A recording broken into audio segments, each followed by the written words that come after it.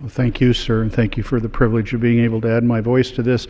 Also, as a member of the House Sustainable Energy and Environment Coalition, I stand here today as well to recognize the one-year anniversary of Superstorm Sandy and remember all those whose lives were lost and all those left behind who are in the process of continuing to rebuild their lives from that destruction, not just in the months ahead, but undoubtedly in the years ahead.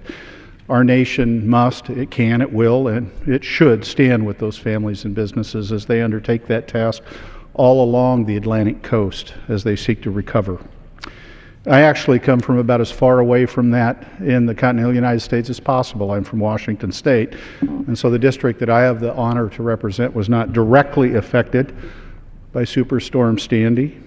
However, my district has begun to feel the very real effects of climate change.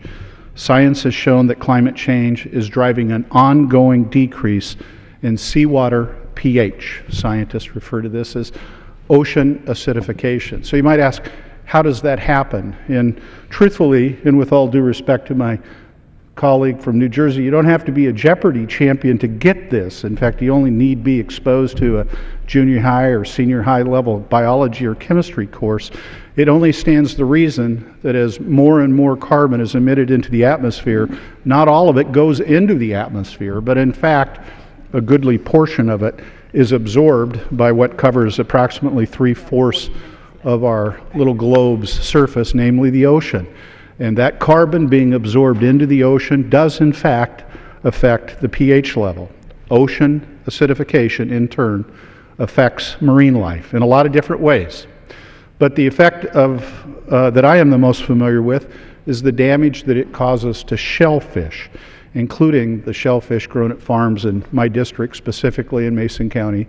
Indeed, I'm proud to tell you that the largest shellfish farm in America, Taylor Shellfish Farm, is located, along with many others, in the 10th Congressional District of Washington State. And the acidity in the water, the direct result of carbon emission into the atmosphere absorbed by the ocean, makes it difficult for the shellfish to grow and harden their shells, and frankly, decreases survival rates. It makes it harder to raise shellfish. Well, more than 3,200 people in our state, a lot of them in my district, are employed directly or indirectly in the shellfish industry and by growers. The estimated total economic contribution is well over $250 million. But that entire industry is threatened by ocean acidification resulting from climate change. And it is totally threatened by this. I've said here on this floor and elsewhere many times that a healthy economy is completely dependent and requires a healthy environment. The effect of climate change on Washington State's shellfish industry is but one of the clearest examples of that fact. Now, Washington State has a climate change adaptation strategy that we're working on with our regional neighbors, and I might add with some degree of progress. But without the involvement at the federal level and with the federal government, our plan isn't going to be successful. Reason? This is a global problem. It will require global action. And global action is only going to occur if the United States leads, which it has so often in the past.